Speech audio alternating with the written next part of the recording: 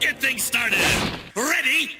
Go! Hello and welcome to Bounding Into Comics. My name is John Trent. I'm the founder and editor-in-chief at Bounding Into Comics. And today we're going to talk about Shang-Chi and the Legend of the Ten Rings box office performance and how it is actually the third worst opening weekend in Marvel Cinematic Universe history, despite media shills telling you that it is a box office record breaker. Before we get to that, I'd like to ask if you could please hit that subscribe button if you are not already subscribed.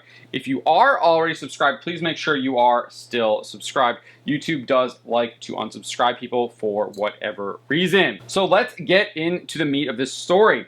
As I said, while the shill media is praising Disney and Marvel Studios Shang-Chi and the Legend of the Ten Rings for breaking Labor Day box office records, the truth is that the film had one of the worst opening weekends in the entire history of the Marvel Cinematic Universe. The numbers reports the film earned $75.5 million in its opening domestic weekend. That includes box office totals from September 2nd to September 5th. If you include Labor Day, which was September 6th, the film grossed a total of $90 million. Internationally, the film earned a total of $56.2 million for a global gross of $146.2 million. Looking at just the film's opening domestic weekend and excluding Labor Day, that means that we're just looking at that $75.5 million number.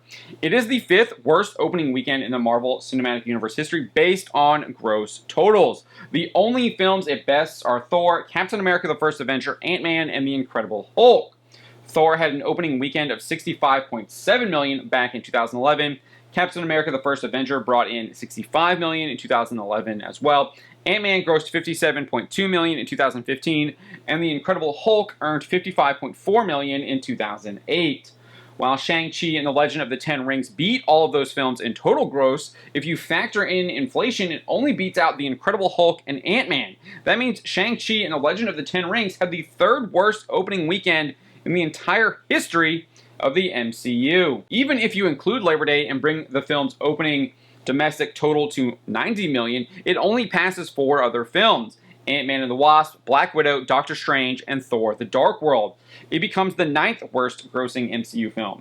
However, if you factor in inflation, it only beats out Black Widow and Ant-Man and the Wasp, along with The Incredible Hulk, Ant-Man, Captain America the First Avenger, and Thor. That makes it good for the seventh worst MCU film. Not only does it have the third worst opening weekend in the entire history of the MCU, but the film was only available to view in theaters, and it was still bested by Black Widow, which had an opening weekend of $80.3 million. According to Disney, not only did Black Widow earn $80.3 million at the box office in its opening weekend, but it also earned an additional $60 million from its premiere access on Disney+. While Shang-Chi and the Legend of the Ten Rings did have one of the worst opening weekends in MCU history, it did beat industry estimates.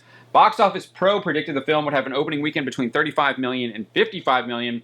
The Numbers' box office prediction model originally predicted the film would earn $66 million.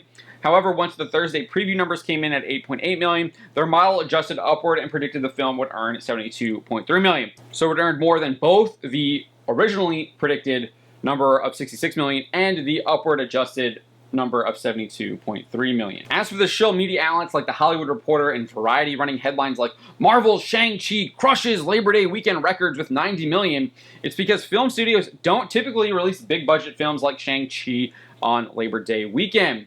The previous largest haul on Labor Day weekend was The Sixth Sense, which earned $29.2 million back in 1999. However, that film wasn't released on Labor Day weekend. It was released a month earlier on August 6th, 1999. Labor Day weekend in 1999 was September 6th. That Labor Day was September 6th. So the film had been in theaters a month already. Shang-Chi is so impressive that it broke a record set by a film that had already been in theaters for over a month. Quite impressive indeed. So Shang-Chi and the Legend of the Ten Rings' box office haul is not as impressive as the shill media are leading you to believe. It was actually one of the worst opening weekends of a Marvel Cinematic Universe film ever. And just 2 years ago, Avengers Endgame grossed over $2 billion.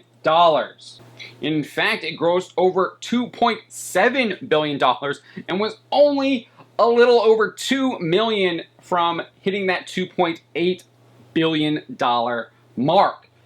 Avengers Endgame had an opening weekend of $357.1 million. Shang-Chi is a far cry from that #1 MCU film, which released just 2 years ago in April 2019, Avengers Endgame. Let me know what you make of Shang-Chi and the Legend of the Ten Rings box office haul. My name is John Trent, and you've been watching Bounding into Comics.